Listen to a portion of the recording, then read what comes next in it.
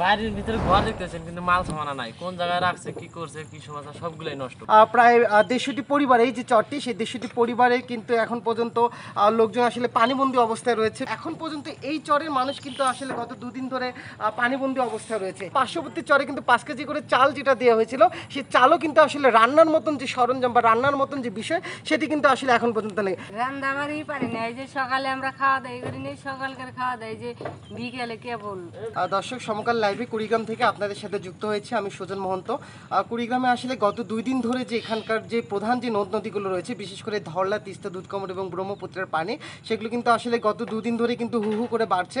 এবং আমরা যেটা জেনেছি যে আসলে কুড়িগ্রাম জেলা যে উজানের ঢল, ভারত থেকে যে পানি, সেই উজানের ঢল এবং টানা কিন্তু এখানে গত কয়েকদিন ধরে যে বৃষ্টি, সেই বৃষ্টির কারণে কিন্তু ইতিমধ্যে এখানকার প্রধান নদ নদীগুলো পানি বেড়েছে। আমি এই মুহূর্তে অবস্থান করছি উলিপুরের বেগমগঞ্জ এলাকা। আমি যদি একটু দেখাই আপনাদেরকে যে এখানকার প্রায় 150টি পরিবার, এই যে চরটি সেই 150টি পরিবারে কিন্তু এখন পর্যন্ত লোকজন আসলে পানিবন্দী অবস্থায় রয়েছে। বিশেষ করে এখানকার কিন্তু চলাফেরার অসুবিধা হয়েছে। আর এখানকার যে পয় নিষ্কাশন ব্যবস্থা আমি যদি বলি, বিশেষ করে নারী বা মহিলা যারা রয়েছেন তাদের আসলে এখানে চলাফেরা, খাওয়া দাওয়া এবং পয় নিষ্কাশনের তাদের খুবই অসুবিধা হয়ে গেছে। এবং এখন পর্যন্ত এই চরের মানুষ কিন্তু আসলে গত 2 দিন ধরে পানিবন্দী অবস্থায় রয়েছে। এবং এখানকার বাসিন্দারা যেটা জানাচ্ছেন যে আসলে এখন পর্যন্ত তাদের সরকারিভাবে যে ত্রাণ সহায়তা সেটি কিন্তু পৌঁছায়নি। অন্তত 2-3 দিন আগে পার্শ্ববর্তী চরে কিন্তু 5 কেজি করে চাল যেটা দেওয়া হয়েছিল, সেই চালও কিন্তু আসলে রান্নার মতন যে সরঞ্জাম বা রান্নার মতন যে বিষয় সেটি কিন্তু আসলে এখন পর্যন্ত নেই। এই চরেরই একজন বাসিন্দা রয়েছে, আমি যদি একটু তার সাথে যদি একটু কথা বলি যে আসলে এই যে গত কয়েকদিন অর্থাৎ 2 দিন ধরে যে পানি বাড়ছে, আপনারা যে কষ্টে আছেন, কিভাবে চলছেন, কিভাবে চলাফেরা করছেন? চলতেছি মানে নৌকা পাইলে আমার ধরেন আমার আছে বা আরেকজনের নাই, বাড়ির থেকে ডাক দেয় যে ভাই আমাকে একটু নিয়ে যাও, মোল্লাহাটে যাবো, বাজার টাজার আনবো বা শুকনা কিছু খাবার আনবো, পানি আনবো, এবার করে মানে চলতেছি আমরা, তাছাড়া তো কোনো উপায় নেই, বোঝেন নাই। এখন দেখা যায় যে পানি নামতে নামতে ঘর বাড়িও কিন্তু অনেকেই ছাড়ছে। এই বাড়ির ভিতরে ঘর দেখতেছেন কিন্তু মাল সামানা নাই, কোন জায়গায় রাখছে, কি করছে, কি সমস্যা সবগুলাই নষ্ট, বোঝেন নাই। তো কিছুদিন আগে বলছিল যে মাটি কেটে দিব, মাটি কেটে দিব, মাটি কাটতে কাটতে আর এমন সময় মাটি কাটলো, সে মাটি মনে করেন ওই পানির তলে আছে কিন্তু জাগে নাই, উপরে আসে নাই মাটি।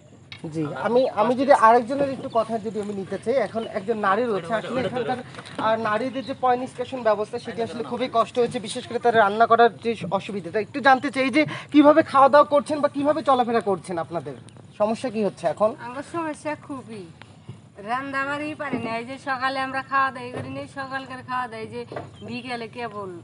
তা পলের পানি ফুটিও আঙুর নাই, আর বাচ্চা একটু নাও ডঙ্গা কিছু না, ওই যে হারা দিন আজকে ওই যে ঘুরা কলা গাছ কুড়ায় ওই যে ঘুরা বানছি, তারপরে সেই যে পানি ওই পাড়া থেকে একবারে দক্ষিণে পাড়া। এখন পর্যন্ত কি কি পেয়েছেন?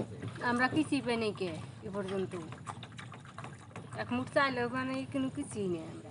জি, আসলে দর্শক যেমনটা দেখছেন, এবং কুড়িগ্রামে কিন্তু গতকাল থেকে আমরা দেখেছি ব্রহ্মপুত্রের পানি কিন্তু 26 সেন্টিমিটার উপর দিয়ে কিন্তু প্রবাহিত হচ্ছে।